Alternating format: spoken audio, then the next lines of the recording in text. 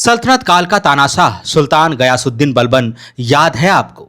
उसने राजत्व के दैवीय सिद्धांत का प्रतिपादन किया था। कहता था, यदि मैं बुरा राजा हूं तो इसका मतलब है कि प्रजा ही पापी है। आजकल झारखंड के हेल्थ मिनिस्टर इरफान अंसारी गयासुद्दीन बलबन के नक्शे कदम पर हैं और राजत्व के दैवीय सिद्धांत का बखूबी पालन करते हैं। वह मानते हैं कि वह आलोचनाओं से परे हैं, सवालों से ऊपर हैं और जवाबदेही से मुक्त भी। मंत्री जी आलोचनाओं से बिफर जाते हैं, सवाल करो तो समर्थक भड़क जाते हैं। मंत्री समर्थित गुंडों का झुंड जनपक्षीय सवाल पूछ रहे पत्रकारों की मॉब लिंचिंग करता है। मारपीट, बदसलूकी और अपमान से आहत पत्रकार सड़क पर हैं। लोकतंत्र का चौथा स्तंभ शायद अब भी मुगालते में है कि डेमोक्रेसी अब भी कहीं जिंदा है। सवाल नहीं पूछना, सिर कलम कर दिया जाएगा। मुद्दों की बात नहीं करना, मौत मिलेगी। जनहित की बात करोगे तो जान हलक से खींच लिया जाएगा। पत्रकारिता ये क्या होती है? औचक निरीक्षण है, सेमिनार है, वर्कशॉप है, रैली है, डांट फटकार है। झारखंड में हेल्थ सिस्टम के स्वर्ण काल का दावा है, इसे कवर करो। राग दरबारी गाने के जमाने में वीर रस के तराने गाओगे तो मंत्री जी के गुंडों के हाथों सरेआम पीटे जाओगे। इस सच को गांठ बांध लो। डेमोक्रेसी किस दुनिया में हो भाई? किस युग में जी रहे हो? तुम्हें पता नहीं कि झारखंड का हेल्थ डिपार्टमेंट जनाब इरफान नहीं, भगवान चलाते हैं। तुमने सवाल कैसे पूछ लिया? चलिए, एक बारगी आप अपनों के असमय चले जाने पर खुदा को कोस सकते हैं, आसमान की ओर देखकर सवाल कर सकते हैं, लेकिन यकीन मानिए इरफान अंसारी इससे भी बड़ी हस्ती हैं। आलोचनाओं से परे, सवालों से ऊपर और जवाबदेही से मुक्त। उनका औचक निरीक्षण ही जनसेवा है, ओपीडी में बैठना ही नीति है, सड़क पर हनक से चलता काफिला ही जनहित है और बेतुके बयान ही नियम। इससे ऊपर कुछ नहीं। और हां, मंत्री जी आपकी दुकानदारी भी तो चलाते हैं। क्या कहते हैं उसको? हां, टीआरपी। मंत्री जी टीआरपी भी तो देते हैं आपको। बताइए, फिर भी शिकायत है आपको? मंत्री जी मीडिया की बहुत इज्जत करते हैं। हां, बस संस्थान को दुकान मानते हैं तो इसमें बुरा क्या है? जो हेल्थ डिपार्टमेंट को अपनी जागीर समझता है वो मीडिया संस्थान को दुकान समझे तो किस बात की हैरानी।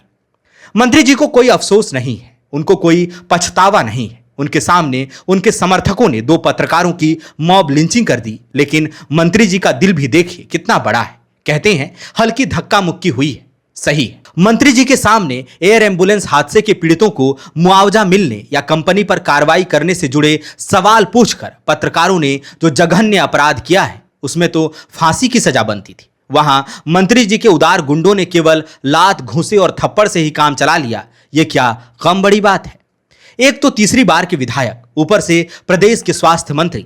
इतना औचक निरीक्षण, ओपीडी संभालना, विभाग के वर्कशॉप, सेमिनार और झंडी दिखाओ कार्यक्रम में हिस्सा लेकर अपना बदन तोड़ लेने वाले मंत्री जी अब तुम्हारे सवालों के जवाब भी देंगे? ओह, यह तो फिर टू मच डेमोक्रेसी हो गई ना। मंत्री जी हैं न्यू इंडिया की नई डेमोक्रेसी है। नए रूप में राजत्व का दैवीय सिद्धांत लौट आया है। विधायक, सांसद और मंत्री जो कहते हैं वही नियम है, जो करते हैं वही जनसेवा है। अब आप कहेंगे कि इरफान अंसारी बतौर मंत्री 3.25 करोड़ की आबादी के लिए जवाबदेह हैं। वो सिलेक्टेड नहीं बल्कि इलेक्टेड नेता हैं। लोकतंत्र में उनकी जिम्मेदारियां तय हैं। वह सार्वजनिक जिंदगी में होने की वजह से आलोचनाओं से परे नहीं है, सवालों से ऊपर नहीं है। यह तो फिर ज्यादती हो गई। अगर मंत्री जी और उनके गुंडों ने आपको सवाल पूछने दिया, जवाब देने को मजबूर हो गए तो फिर सत्तासीन होने का फायदा क्या?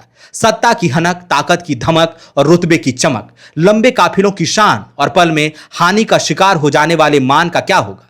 नेता होने की प्राथमिक शर्तें तो यही हैं। मोहब्बत की दुकान अब जुमला ही है। राहुल गांधी जिस संविधान को बगल में दबाए घूमते हैं, उनकी ही पार्टी के नेता रोज उसी संविधान को जूतियों तले रौंद देते हैं।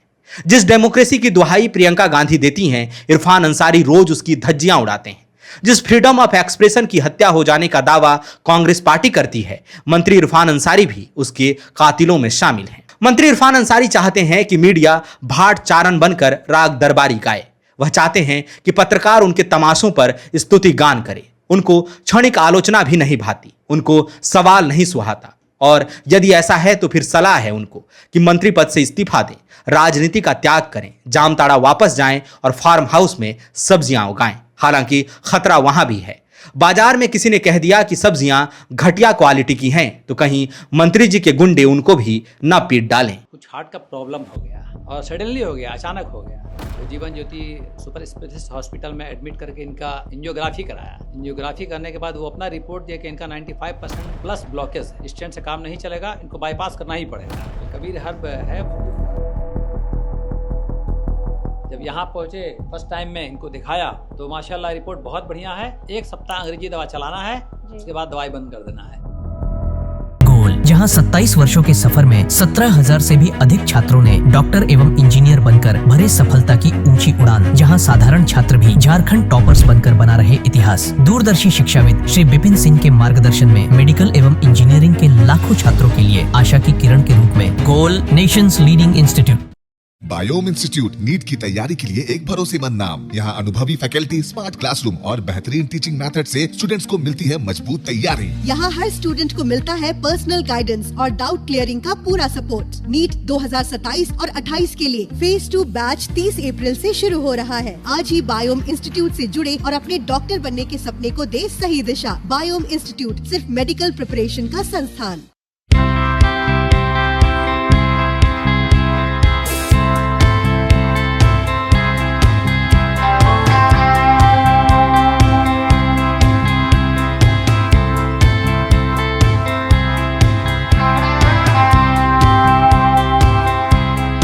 आप भी है देश सेवा के लिए तैयार तो आपका सपना होगा साकार।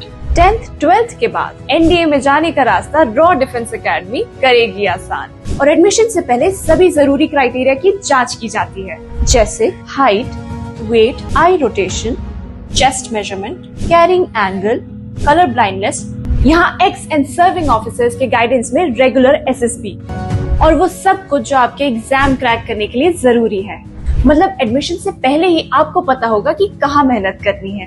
तो ज्यादा इंतजार मत कीजिए क्योंकि नए बैच की डेट अनाउंस हो चुकी है और अधिक जानकारी के लिए स्क्रीन पे दिए गए नंबर पर संपर्क करें।